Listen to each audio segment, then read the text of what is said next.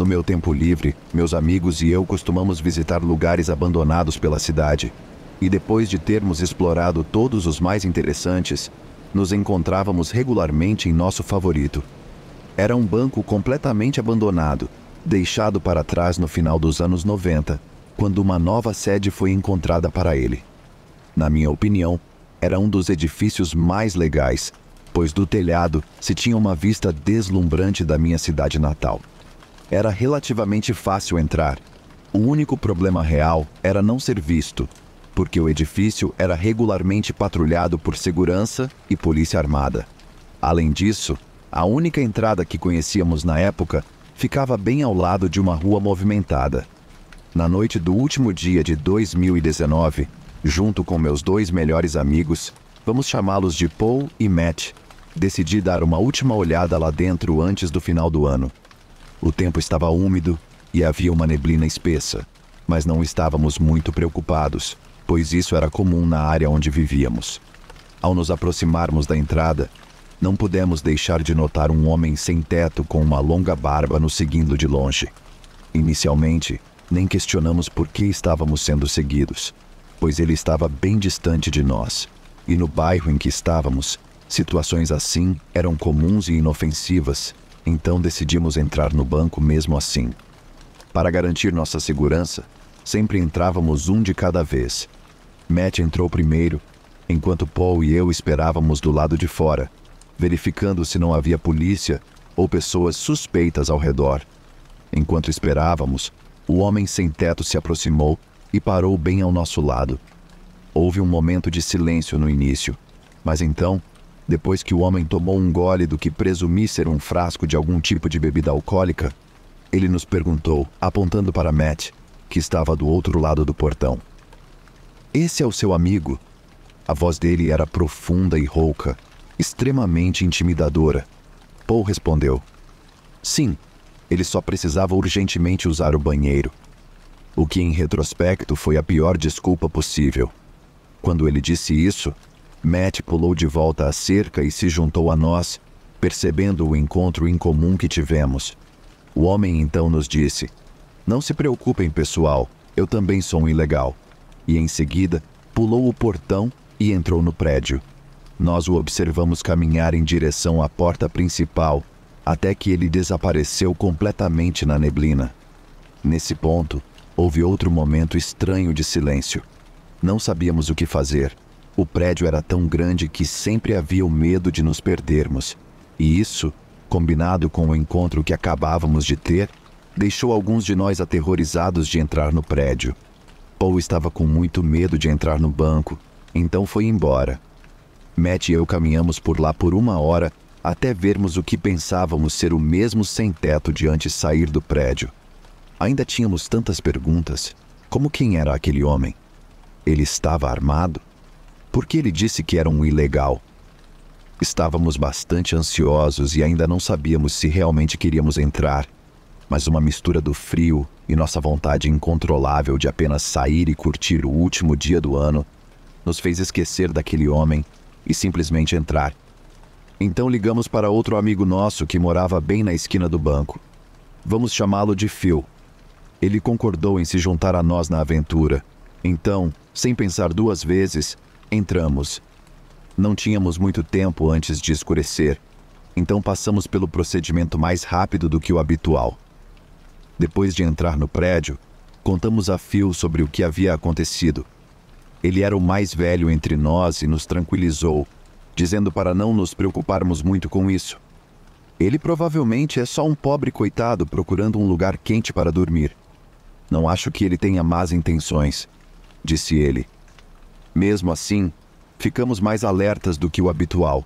Afinal, ainda estávamos em um enorme banco abandonado. À medida que subíamos os andares, começamos a nos acalmar, a ponto de quase termos esquecido do encontro que tivemos antes. Quando chegamos ao último andar, decidimos tirar algumas fotos. A vista de lá era absolutamente deslumbrante. Acho que nunca verei minha cidade como vi naquela noite. O sol poente criava uma bela luz vermelha e laranja, que compunha um cenário pitoresco para as montanhas cobertas de neve e os edifícios brutalistas que cercavam a cidade. Embora estivéssemos aproveitando a bela luz e a vista, sabíamos que a noite estava se aproximando. E como você pode imaginar, nunca é agradável estar em um prédio abandonado no escuro. Estávamos planejando ficar lá por mais meia hora, até que Phil e eu ouvimos o único som que você nunca quer ouvir em um prédio completamente vazio, ou assim pensávamos: o rangido de uma porta enferrujada, seguido por um estrondo violento. Phil e eu nos entreolhamos imediatamente. Eu então gaguejei: "Você ouviu isso?" Phil assentiu, então corremos para a escada mais próxima. Acho que nossos instintos de sobrevivência devem ter entrado em ação naquele momento, porque simplesmente corremos para a porta sem nem avisar Matt, que ainda estava tirando fotos da bela paisagem, sem nem perceber o que estava acontecendo. Felizmente, ele decidiu nos seguir. Acontece que ele nem havia ouvido a porta bater atrás de nós. Acho que nunca corri tão rápido em toda a minha vida. Enquanto corríamos em direção às escadas, vi, parcialmente escondido na escuridão, o que parecia ser a silhueta de um homem. Nunca contei isso aos meus amigos, mas parecia que ele estava segurando uma barra de metal ou algum tipo de entulho alongado e brilhante, provavelmente metálico. Quando chegamos ao 5º andar, o prédio tinha 9 andares, ouvimos de alguns andares acima de nós um grito muito profundo, maníaco, seguido por uma longa série de palavrões e blasfêmias. Continuamos correndo escada abaixo o mais rápido que pudemos, e quando finalmente chegamos ao térreo, ouvimos aquela voz uma última vez. Ela estava gritando: "Vão! Vão! Vão embora!" Fico feliz por estar em forma o suficiente para descer correndo 9 andares e sair do prédio, e nem quero pensar no que poderia ter acontecido comigo se Phil e eu não tivéssemos percebido os sons suspeitos. Sei que se de alguma forma tivesse sido morto, o prédio era tão enorme que meu corpo provavelmente nunca teria sido encontrado.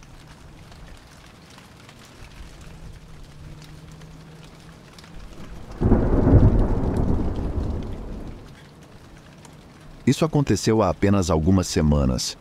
Eu e um amigo começamos a explorar prédios abandonados e fazer exploração urbana no nosso tempo livre, porque achamos divertido e interessante. Somos de Long Island, Nova York, onde a MS-13, a gangue de rua mais mortal da América, opera principalmente em algumas das cidades aqui. Estava navegando na internet procurando por lugares próximos para explorar por diversão quando me deparei com o Pilgrim State Psychiatric Center em Brentwood. Não pensamos muito e simplesmente fomos. Estacionamos em um estacionamento a uma boa distância e começamos a caminhar pela floresta para chegar lá. Já tinha feito isso antes com outros lugares e nunca tinha tido essa sensação estranha antes. Só de caminhar até lá, eu me sentia desconfortável como nunca antes. Havia lixo por toda parte e montes de terra que pareciam ter sido cavados.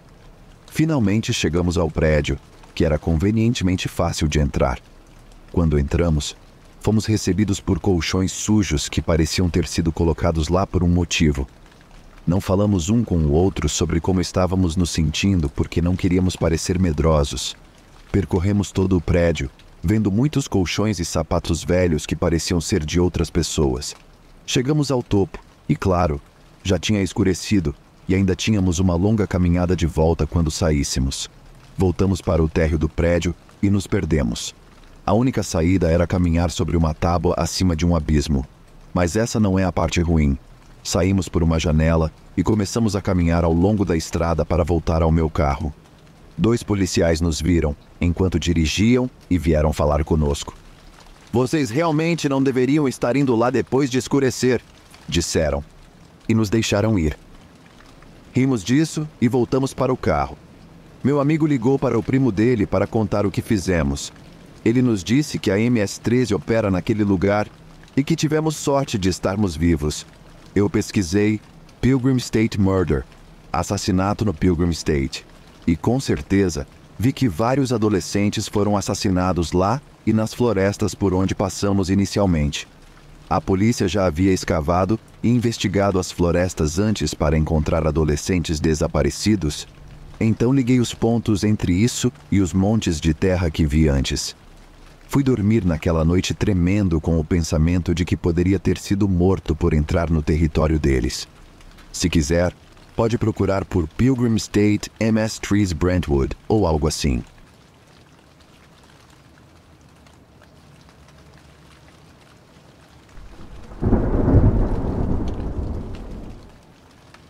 Isso aconteceu há pouco mais de um ano, em algum dia da semana por volta da meia-noite, em Central Ohio.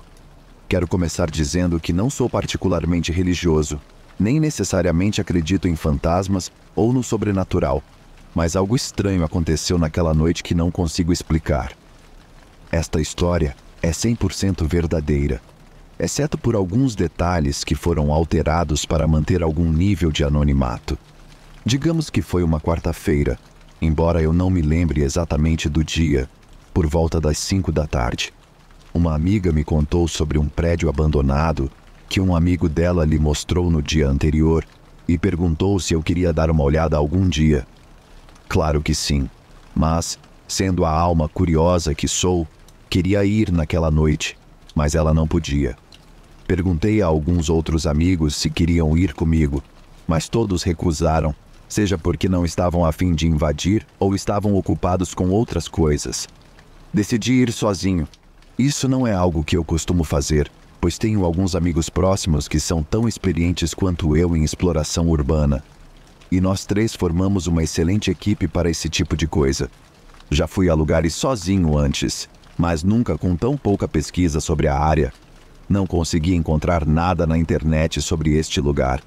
Decidi dizer, dane-se, e ir, pois não sou de recuar diante de uma oportunidade como essa. Então peguei minha mochila, lanterna, câmera e fui a caminho. Avisei a alguém exatamente onde eu estaria, caso algo acontecesse, e para chamar a polícia se eu parasse de responder por algumas horas. Cheguei a cerca de 1 quilômetro do local e comecei minha jornada. A maior parte era floresta e riachos, mas o último trecho era um estacionamento em ruínas. Cheguei ao estacionamento e vi não um, mas 2 prédios para explorar. Isso estava saindo melhor do que o esperado. Escolhi entrar no prédio à esquerda, pois parecia mais acessível, e comecei a procurar uma maneira de entrar. Ao redor da parte de trás, encontrei algumas escadas de metal que estavam cobertas de vegetação e pareciam prestes a desabar. Decidi arriscar e subi devagar, mantendo os olhos em cada degrau para ter certeza de que não ia cair nem nada. Subi as escadas sem problemas e cheguei ao 2º andar. A porta estava fechada, mas abriu sem problemas, sem tranca nem nada. Entrei. Olhando ao redor com minha lanterna, o lugar estava em melhor estado do que muitos prédios abandonados na minha área. Parte do telhado havia desabado por causa da queda de uma árvore, mas o resto parecia muito bom. Andei pela sala de entrada um pouco mais e percebi onde estava. Havia fichas por todo o chão com informações básicas sobre pessoas. Nome e sobrenome, endereço, data de nascimento, código de diagnóstico e internado ou ambulatorial, com um X ao lado de um. Eu estava em um consultório psiquiátrico. Legal. Eu adoro esse tipo de lugar e são meus lugares favoritos para explorar. Sentei-me e comecei a olhar algumas das fichas de pacientes. Procurei os códigos de diagnóstico e tentei traçar um perfil de quem era a pessoa. Sem motivo específico, apenas por curiosidade. Depois de um tempo fazendo isso, levantei-me e continuei minha jornada. Agora, a forma como este prédio está configurado é basicamente como uma letra I gigante, com as escadas de entrada que usei na parte inferior, e uma entrada principal fechada com tábuas no centro. O único conjunto de escadas para o 1º andar fica no topo da I. Olhei algumas das salas do 2º andar e não vi muita coisa, principalmente escritórios vazios com uma cadeira ou um abajur na sala. No entanto, encontrei uma sala que presumi ser para as crianças brincarem enquanto os pais viam o psiquiatra. Tinha uma caixa de areia e alguns brinquedos espalhados, mas notei que alguém pegou parte da areia e desenhou um pentagrama no chão com ela. Dei uma risadinha. Depois de ver tudo o que precisava no segundo andar, desci para o primeiro. As escadas eram íngremes e sinuosas, mas muito firmes. Verifiquei a porta para garantir que ela não me trancaria lá embaixo e desci. O primeiro andar é basicamente um longo corredor com salas ao longo de um lado e uma área de recepção do outro. Comecei a verificar as salas do lado direito. Depois de algumas salas interessantes, sala de descanso, cozinha, depósito com enfeites de Natal dentro, me deparei com um escritório com algo interessante na mesa. Antes de chegar a isso, quero fazer uma pergunta. Por que todo prédio abandonado tem coisas de Natal dentro? Tipo, sério, 90% dos prédios que explorei têm árvores falsas, guirlandas, festões ou algo assim. Qual é a explicação para isso? Enfim, voltando ao assunto. Na mesa desse escritório, havia uma série de post-its.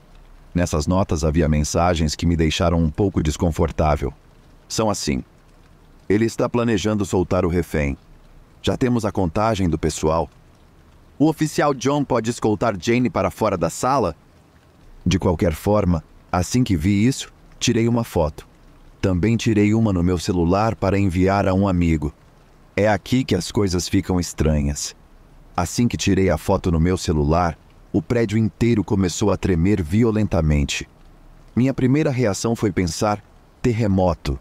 Agora, estou falando sem experiência, mas tenho que presumir que um prédio antigo e em ruínas não é o tipo de lugar onde você quer estar durante um terremoto. Então comecei a sair, só que dessa vez, de maneira mais apressada.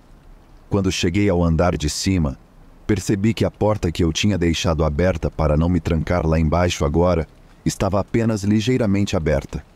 A pequena peça de metal que usei para mantê-la aberta não estava em lugar nenhum, embora eu não tenha procurado muito. Enquanto andava e corria para fora do prédio que ainda tremia, notei que todas as portas que eu havia aberto no andar de cima agora estavam fechadas. Que diabos? Alguém estava me pregando uma peça? Não queria ficar por perto para descobrir. Quando estava saindo da sala maior por onde entrei, notei que a porta por onde vim estava fechada. Puxei-a, mas nada. A coisa não abria.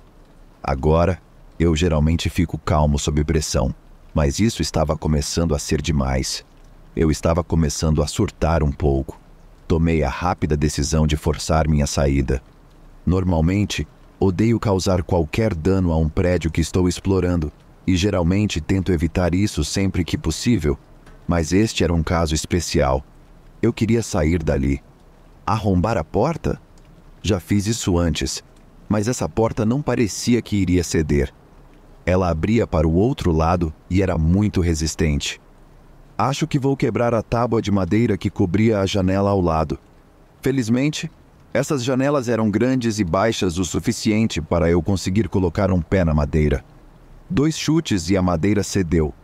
O prédio ainda estava tremendo, então fiz uma fuga apressada escada abaixo. Então, a parte que ainda me assusta. Assim que meus pés tocaram o chão do último degrau, o prédio parou de tremer. Completamente. Tudo ao meu redor estava em silêncio. Eu devia estar enlouquecendo. Eu sei o que senti e sei o que vi. Saí de lá e não olhei para trás. Algumas semanas depois, minha equipe ficou livre e quis que eu mostrasse o lugar para eles, mesmo depois de eu contar essa história. Curiosamente, todas as outras vezes que estive lá, nada fora do comum aconteceu. Não sei o que aconteceu ou porquê, e não sou do tipo que acredita que foi um fantasma ou algo assim, mas estaria mentindo se dissesse que não me abalou um pouco. Foi apenas um terremoto bem cronometrado? Talvez, mas não ouvi nada sobre isso no noticiário no dia seguinte, e ninguém mais disse que sentiu ou ouviu nada. Qualquer explicação sobre isso, seja espiritual, geológica ou qualquer outra coisa, seria ótimo de saber. Bem, essa é apenas uma das minhas muitas histórias, e na verdade, a mais recente. Deixe-me saber se você quer mais.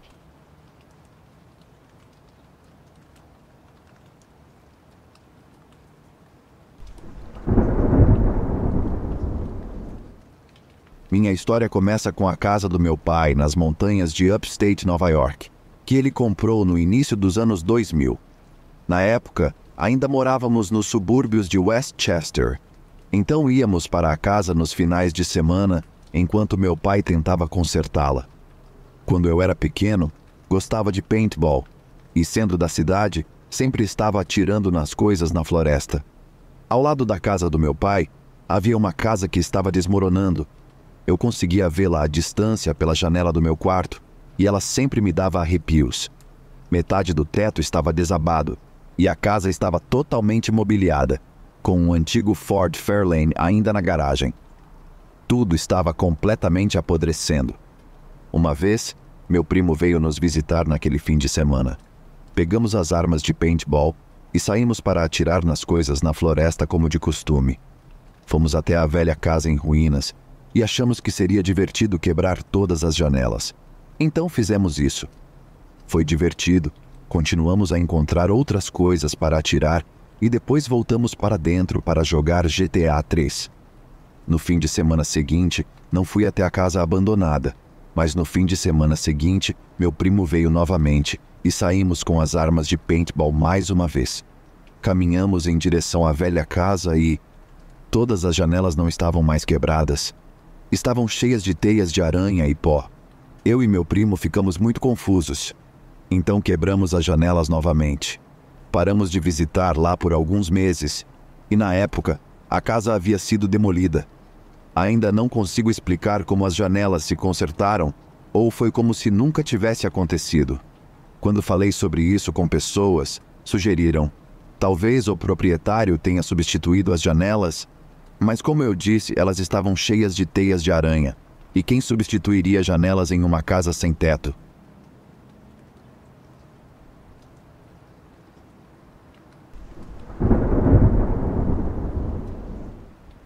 Um grupo de amigos e eu exploramos um asilo e hospital psiquiátrico abandonado há alguns anos na região de Oklahoma.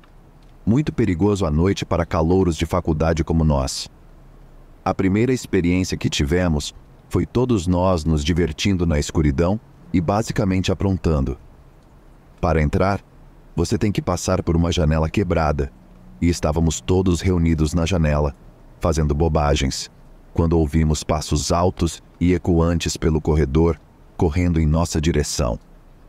Todos nós trocamos olhares do tipo: quem não está aqui? Quem está nos zoando?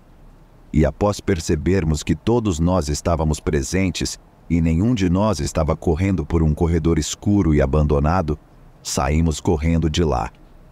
Na segunda vez, podíamos ouvir um grupo de pessoas nos provocando, pulando em torno de cantos e coisas assim, mas nunca chegavam muito perto.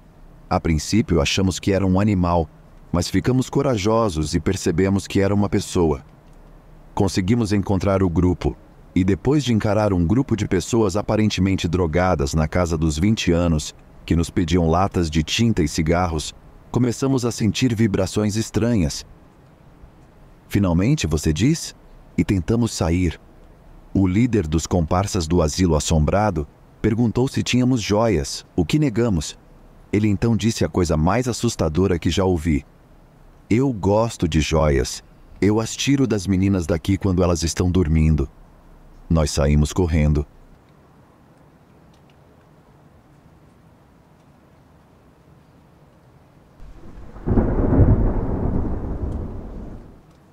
Quando eu morava no Maine rural, meu namorado da época me levou para um passeio em sua caminhonete. Ele queria me mostrar algo que, segundo ele, tinha aprendido com um dos professores da faculdade. Já morávamos meio que no meio do nada, mas dirigimos ainda mais para o literal nada. Estávamos em uma estrada que tinha uns 10 quilômetros de floresta dos dois lados, sem casas, placas, entradas, nada. Então, ele estacionou perto de uma pequena abertura nas árvores. Era uma entrada muito coberta de vegetação, com uma corrente na estrada e uma placa velha e dilapidada que dizia propriedade privada. Estacionamos na estrada e caminhamos cerca de meio quilômetro até encontrar uma velha cabana de toras abandonada. Não sei quando foi construída, mas era velha o suficiente para não ter conexão com a rede elétrica e não ter tomadas elétricas internas. Era um pouco estranho, mas meu namorado disse que já tinha estado lá antes e me levou a uma porta nos fundos onde podíamos arrombar a entrada. Ele mencionou que o último proprietário disse em seu testamento que nenhuma mudança poderia ser feita na propriedade depois de sua morte, como agricultura ou reformas importantes. Então, eu acho que é por isso que a terra nunca foi revendida, já que ninguém poderia fazer nada com ela. Não me lembro se entramos pelo segundo andar de alguma forma ou subimos escadas quando estávamos lá dentro, mas lembro que estávamos em um sótão que dava para o interior da casa, sem corrimão. Definitivamente uma queda de mais de 4 metros bem na borda do sótão. Talvez não houvesse escadas internas, ou uma escada.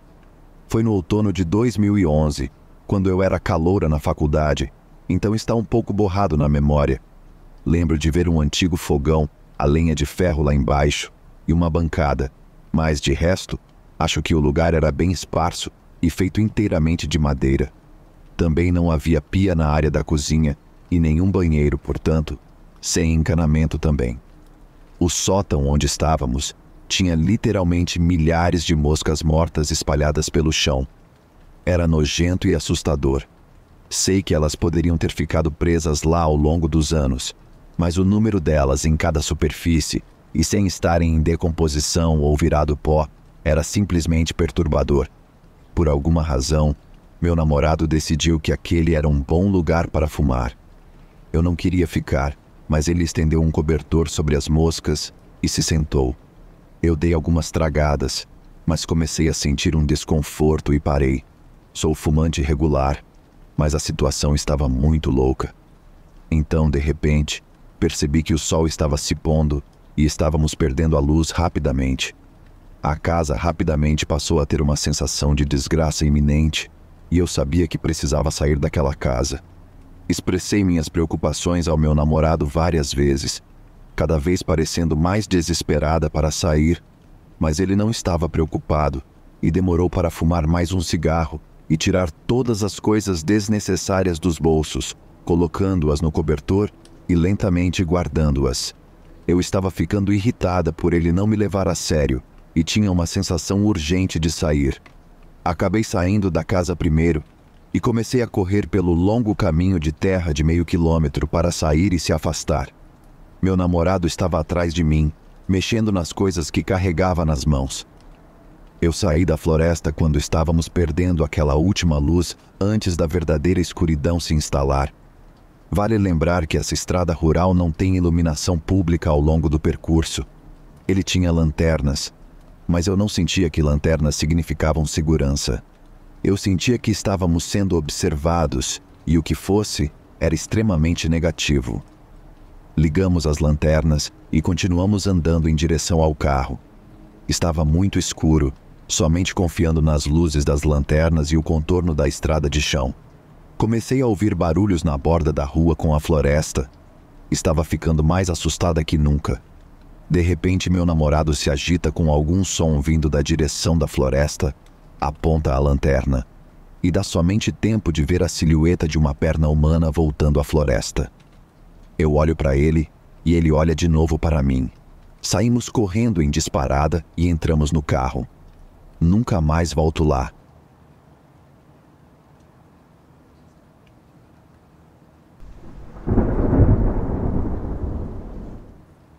Essa é uma história interessante.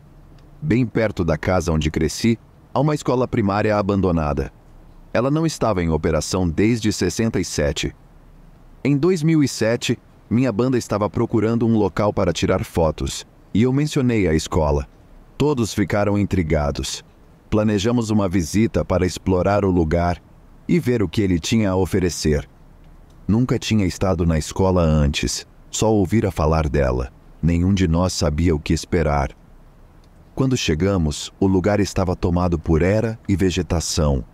Como a porta da frente estava trancada, tivemos que entrar por uma janela quebrada nos fundos. Entramos e começamos a explorar a área. Nada realmente assustador. Apenas um prédio antigo que havia visto uma boa quantidade de invasores e lixo. Havia 6 salas de aula no total. Algumas estavam em melhor estado do que outras. Uma sala tinha uma pilha de patins antigos com 4 pés de largura e 3 pés de altura. Achamos isso estranho. Havia uma estação de enfermagem antiga com um armário de medicamentos que tinha pomadas muito antigas. Claro, havia alguns esqueletos de gatos e pássaros mortos, mas não nos incomodou. Até vimos 2 gatinhos selvagens correndo e tentando nos evitar. Estávamos bastante satisfeitos com a visita e estávamos prestes a sair quando encontramos uma sala que nenhum de nós havia encontrado antes. Parecia outra sala de aula, mas esta tinha uma porta pequena dentro, cerca de metade do tamanho de uma porta normal. Abrimos e encontramos escadas que desciam para uma área escura. Tínhamos celulares e lanternas e logo descobrimos que era a sala de caldeiras. Junto com o que você encontraria normalmente em uma sala de caldeiras, havia um corredor longo que parecia não ter fim. No final, havia apenas uma parede. Nada mais. Então, decidimos ir embora, já que vimos o que viemos ver. Bem na saída da sala de caldeiras, vi uma pequena caixa em cima de um barril de plástico.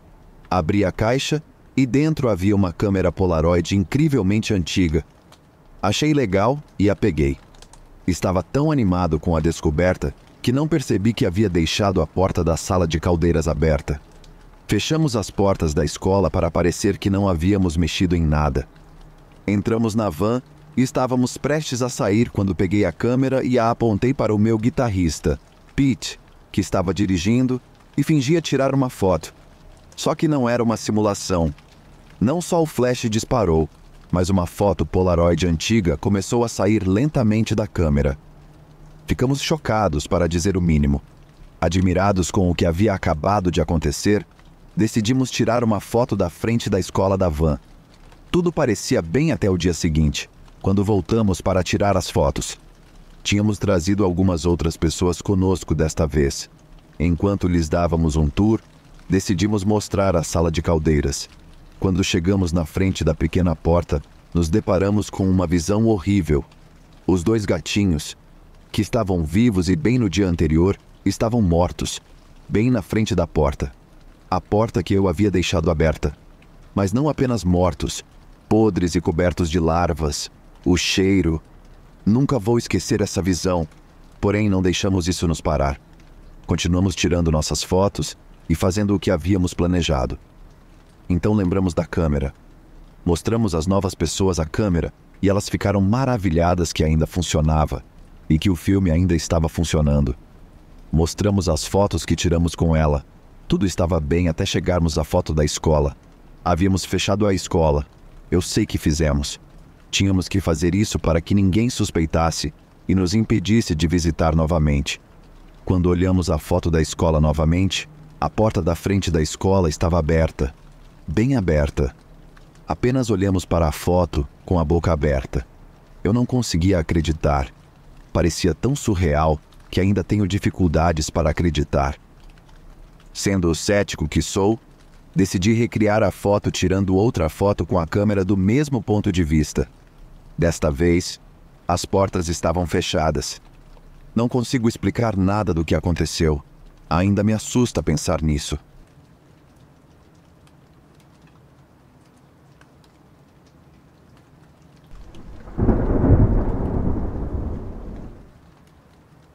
Não exatamente isolada, mas vivi sozinho em uma casa velha e tive uma estadia assustadora.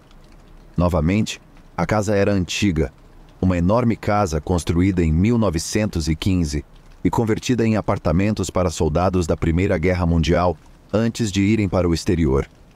Eu aluguei um apartamento, cerca de 100 metros quadrados por si só, e o resto da casa eram quartos vazios e uma escadaria gigante. Assim que me mudei, conheci a vizinha ao lado, Rebecca, que, cerca de 30 segundos após a conversa começar, me perguntou se eu sabia que a casa era assombrada. Eu ri da situação, mas ela insistiu que não era seguro. Não estava preocupado, me mudei, limpei um monte de coisas e consertei o lugar o melhor que pude. Nos meses seguintes, Rebecca e eu nos encontramos aqui e ali, e a cada vez ela adicionava algo à história.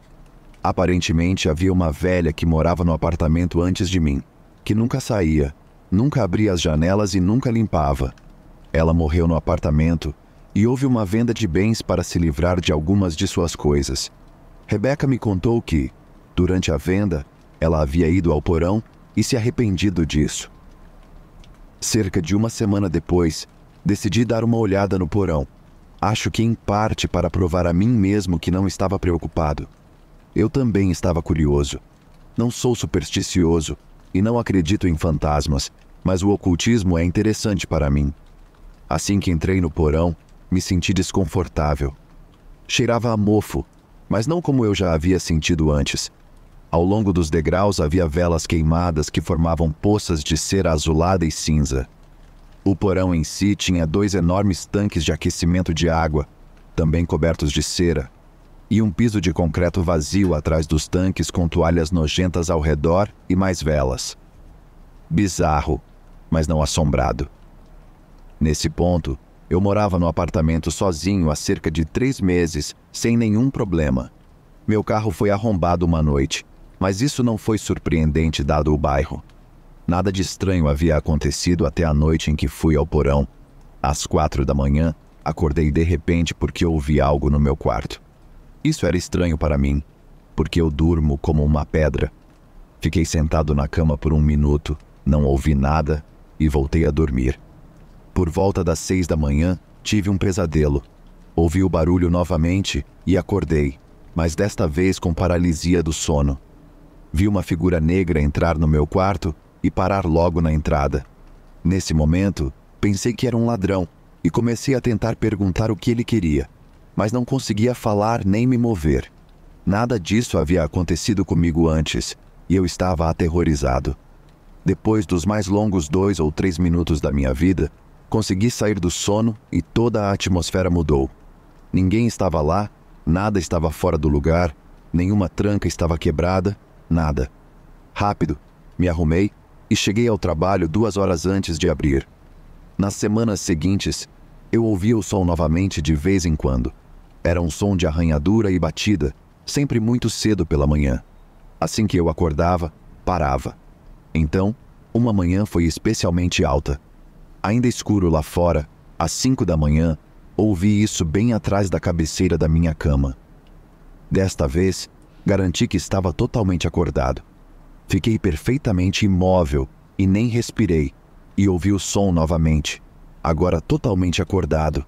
Definitivamente havia algo no meu quarto. Depois do episódio de paralisia do sono, ou ladrão imaginário, comprei um bastão de beisebol para crianças e o coloquei ao lado da minha cama para autodefesa. Não posso pagar uma arma. Peguei o bastão e saí da cama. A cada minuto, ou assim, eu ouvia o barulho de arranhar e arrastar ou bater. Estava no meu armário.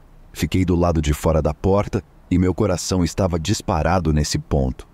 Todas as histórias sobre o lugar ser assombrado, o porão assustador, o episódio de paralisia do sono, os barulhos estranhos pela manhã, tudo isso havia se acumulado na minha mente e levado a esse momento. Eu estava prestes a enfrentar alguma força do mal. Abri a porta com força e balancei no escuro, acertando nada. Bati nas minhas roupas como um louco, mas não havia nada lá dentro. Então ouvi um pequeno arranhão no chão e vi algo pular para dentro de um dos meus sapatos. Ao examinar mais de perto, era um filhote de esquilo. Saí mais tarde e encontrei um buraco no telhado.